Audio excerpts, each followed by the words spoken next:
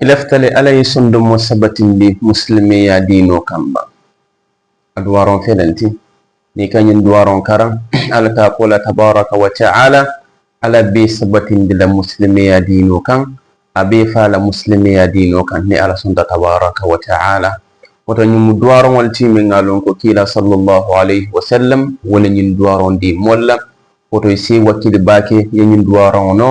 isaje ko ala si sondo mo sabatindi muslimi ya tonya makan alama ala imbe bulawul mol kono ya rabbal alamin woto mbadi muslimol ni man folo isa kata bake yen folo yen video like ya seya ko mo jama se video nyun soto momon dinga soto na duwaro nyin karang abaratala ite min nga seya kanambe borajo soto lale woto misalla kila sallallahu alayhi wa sallam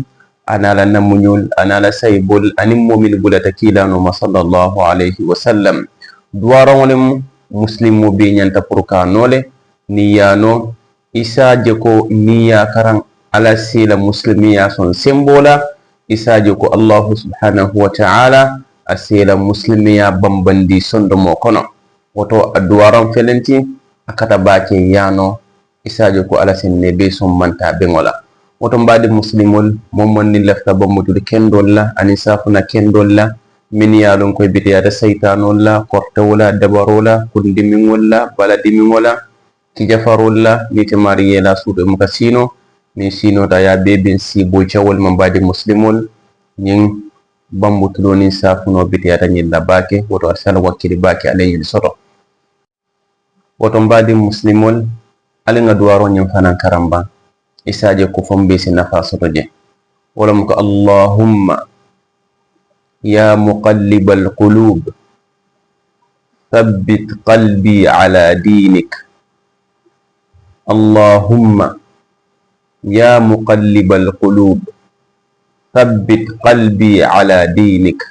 nyinemu duwaro nyinti aman jamfa ano fanan diyata bake ni wakil tala doman ibano lale sondomol be alale bulu alale ka sondomol yelmande adiyata alay nyaminna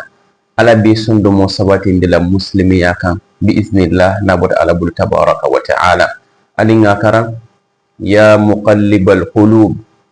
allahumma ya muqallibal qulub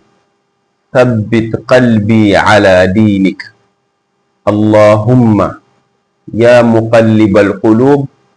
thabbit qalbi ala dinik yinemu duwaro nyinti woto mbakol albayko assalamu alaikum wa rahmatullahi wa barakatuh annal badi malam min kata Muhammad Jaydet